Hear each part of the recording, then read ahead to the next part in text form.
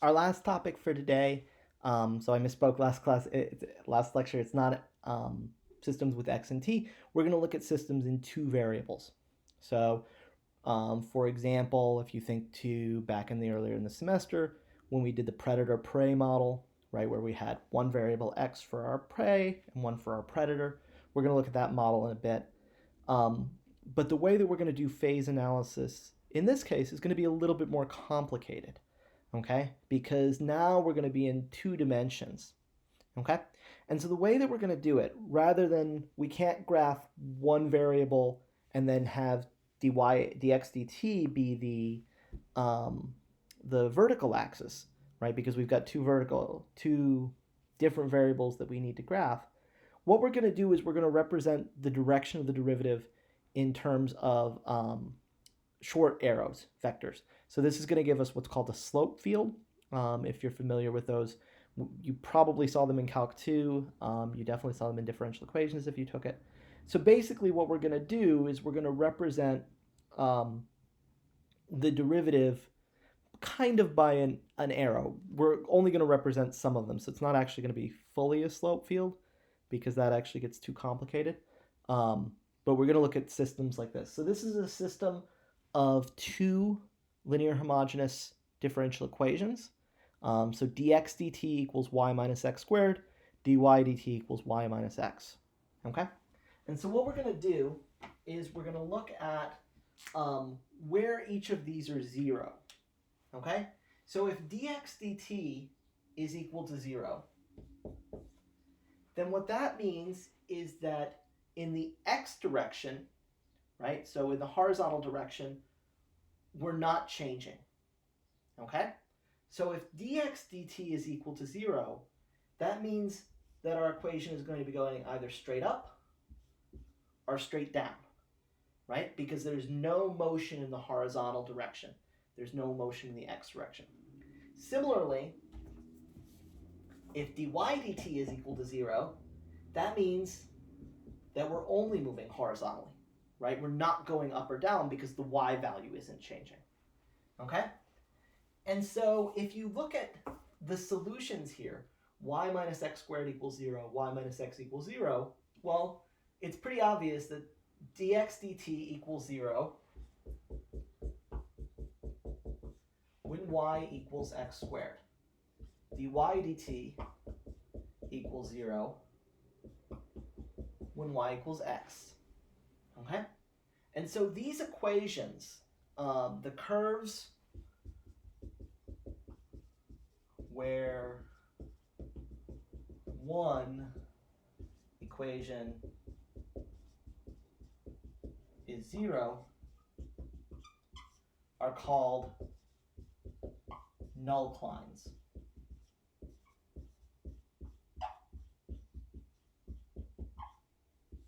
Nullclines. So that's an N right there. Okay? And so a nullcline is a place where our system is only moving one direction, either horizontally or vertically, depending on which one you're on. Okay? So if you look at this graph, I'm just going to graph it on, so I'm going to put x down here, y up here. I'm just going to go from 0 to 1 because that's actually maybe a little bit past 0 to 1, but that's where most of the interesting stuff happens. So y equals x squared, of course, is a parabola like this. Y equals x, of course, is a straight line like this.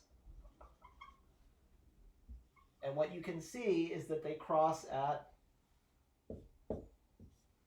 1, 1 and 0, 0. Okay, that's where y equals x squared and y equals x cross. We know that, right? So if you think about what's going on at these points, and the parabola, of course, keeps going. If you think about what's going on at 0, 0 and 1, 1, those are your fixed points. Those are your equilibria. Okay, so where the nullclines cross, we get equilibria where nullclines cross.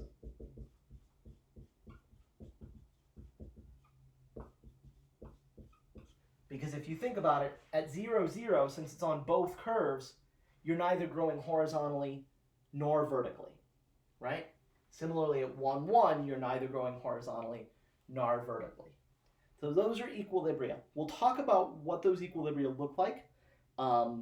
There are some different kinds of names for these equilibria when we're in 2 dimensions, and we'll discuss those in a bit.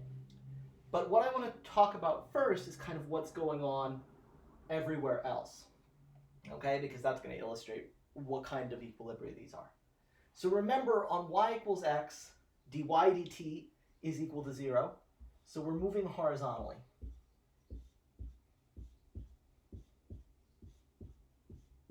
Okay?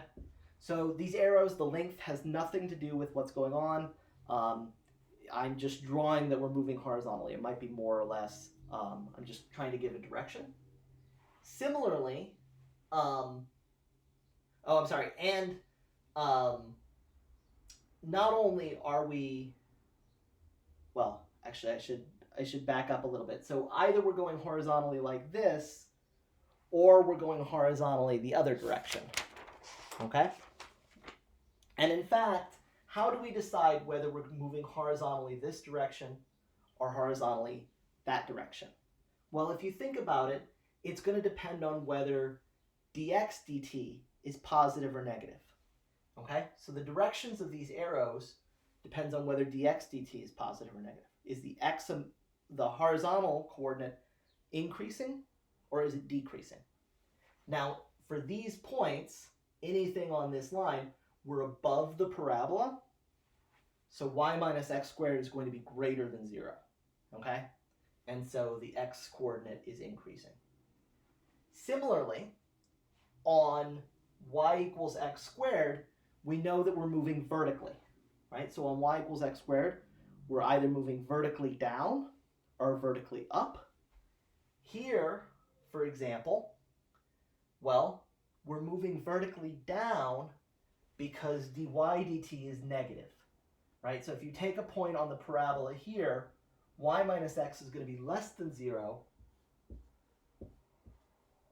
and so we're going to go down on these points. If you took one over here, right? So if you took something over here, y minus x is going to be positive, right? So like a point over here would be like negative 1, 1, right? And if you plug in negative 1, 1 to y minus x, you get 1 minus negative 1 gives you 2. And so those are increasing. Whereas over here, it would be something like 0.5 comma 0.25, right, would be an example. And so 0.5, or 0.25 minus 0.5 gives you a negative. So these are decreasing. Over here, we're increasing again. Similarly, on the line y equals x, when we cross the parabola, we're going to change from increasing dx dt to decreasing.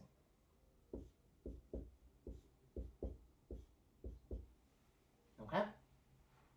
So once you've drawn in kind of what's going on these nullclines, and so again, like I said, you know it's either on one nullcline everything is horizontal, and then you use the other equation to decide whether it's increasing or decreasing. On the other nullcline it's vertical, you use the other equation to decide whether it's increasing or decreasing. Once you've got these, you can kind of figure out what's going on in between them. Okay?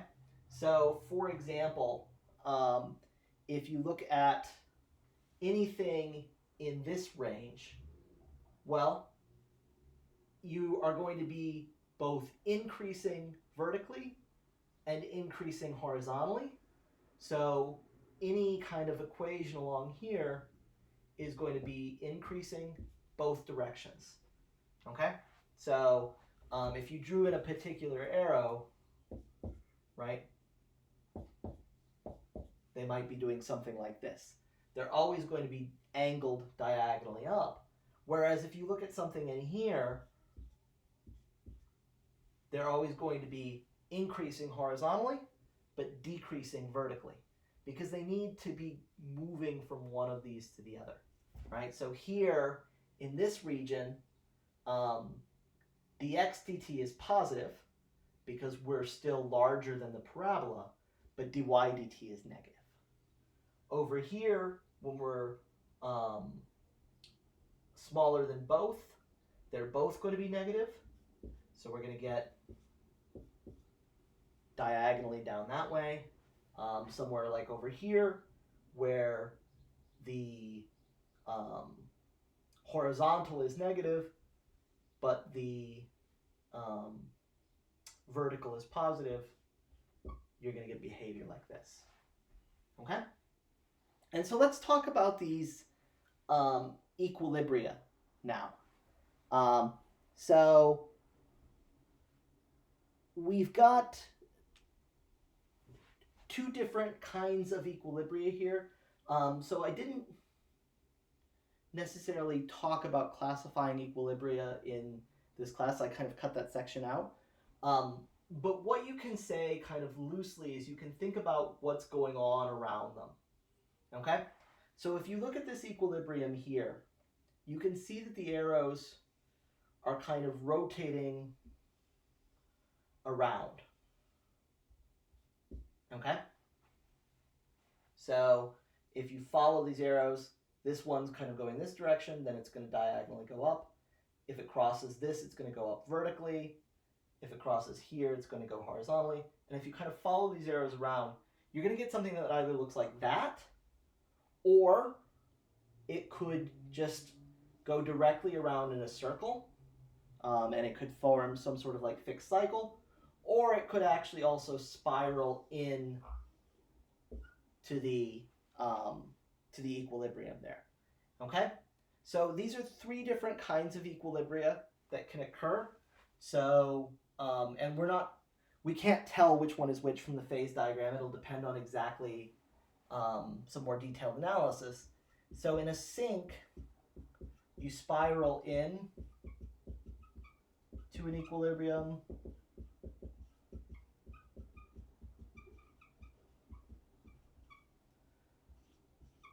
In a source, you spiral out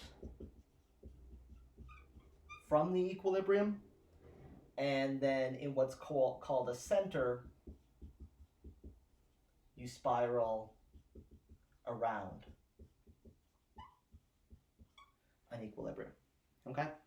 And so this is going to be either a sink, a source, or a center. And it depends on exactly the variables. So basically what it depends on is kind of, do you escape from the orbit or do you kind of get stuck? And you can do some more detailed analysis. Maybe we'll look at that next class. I haven't decided yet. It depends on exactly how much time I have to figure out which one is which. This other equilibrium behaves differently.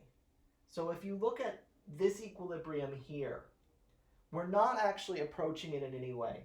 So if you think about these arrows, you're going up here, across, and then down, right? So any curve that's going through here is doing something like this. Similarly, up here, you're curving away as well.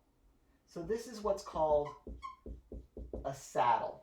If you think about this kind of shape that you're getting here, where you're curving away from the fixed point, that's a saddle kind of shape. Okay? So again, we'll talk about the differences there. Okay? So let's look at the predator-prey model, because that's an interesting one that we've already seen. So when we looked at predator-prey models in the discrete version, we set this up. You may remember. If you don't, that's fine. So in a predator-prey model, we had our prey, which was growing exponentially, ax, but we're getting eaten by the predators, so minus bxy, whereas our predators, dy dt, well, they grew based on how many prey there were and how many predators there were, because that was how they hunted, and then minus the number of them that died naturally. Okay? So the death rate of the prey depended on both the prey and the predators because they were being killed by the predators. The growth rate of the predators depends on both the prey and the predators because they're food source. Okay? So this gives us a very interesting system of differential equations. If you look at the nullclines, ax minus bxy equals 0. This is easy to solve. You can factor out an x times a minus, factor out an x. You want to solve for y. So by solving for y, you're going to get ax equals bxy, and so y equals ax divided by bx, so just a over b, or x equals 0, right? So if x is equal to 0, we can't divide by x, so we have to make sure we catch that one as well. So y equals a over b, or x equals 0. Similarly from the other one, cxy equals dy, so x equals d over c, or y equals 0. Okay? So those are our 4 nullclines. We actually have multiple nullclines here. So y equals a over b, which is up here. X equals d over c, right, which is going to be a vertical line. Those are our nullclines. And then we also have nullclines along x equals 0 and y equals 0, right? And so if you remember, if you think about what happens when x equals 0, so if x equals 0, you have a predator population, right? But no prey, right? So if x is 0, there are no prey. And so what happens to a predator population if there are no prey? Well, it's just going to decrease. And that's exactly what happens along this nullcline. So x equals 0 is a nullcline for dx dt. So it's only moving vertically. And if you think about if x is equal to 0, this becomes 0, dy dt equals negative dy. And so along this whole nullcline, we just get vertical arrows pointing down, right? So along that one, we're pointing down. Similarly, if you've got a prey population, right? So if y is equal to 0, you have a prey population but no predators, the opposite happens, right? Because if you've just got prey and y is equal to 0, dx dt is equal to ax. It's positive. We only move in the horizontal direction along this nullcline. And so we're increasing. Okay? Now, of course, there's an equilibrium at 0, 0, where they meet, where those nullclines cross. Similarly, there is an equilibrium at d over c comma a over b. There are not equilibria at these 2 points. So you might say, oh, nullclines cross there, so there should be an equilibrium. But the nullclines that cross here are y equals a over b and x equals 0. They're both nullclines for the dx dt. So at this point, dx dt is equal to 0, but dy dt is not. Okay? So you don't have an equilibrium anywhere 2 nullclines cross. You have an equilibrium anywhere where a nullcline from this equation and a nullcline from this equation cross. Okay? So if we fill in the others, thinking about what happens with the arrows, you can take this nullcline for dx dt, think about what happens when y is less than d over c or greater than d over c. You're going to get something like this. Okay? And then similarly, if you use this nullcline, x equals d over c, think about what happens when y is greater than a over b or less than a over b. You're going to get arrows that look like this. Okay? And so then, if you think about what's going on in between, here it's going to look like that, like that, like that, and like that, combining the two. Okay? So what you can see is that you've got your 2 equilibria. So this one down here at 0, 0 is another saddle. I didn't fill in all the arrows over here, but you get this kind of saddle behavior where you're avoiding it and not getting too close to the equilibrium. My screen went off, and I'm hoping that I didn't lose this video. Okay, good, it's still recording. This equilibrium up here is again like the one at 0, 0 in the last one. Either we circle around it endlessly, in which case it's called the center, or we spiral out from it, right? So then it's called a source, or we spiral into it and follow that the other direction, in which case it's called a sink. And so if you look at predator-prey models, if you think about what happened to them when we were studying them in the homework earlier this semester, you either had predator-prey models where it started at that equilibrium and it stayed fixed. You had situations where it oscillated endlessly, right, where it oscillated stably back and forth, in which case it would just rotate around that point endlessly. Or you had ones where it decayed to the equilibrium, okay? And so in the next lecture, we'll talk about how you identify which of these are sources, sinks, or centers, and telling the difference between those different equilibrium points.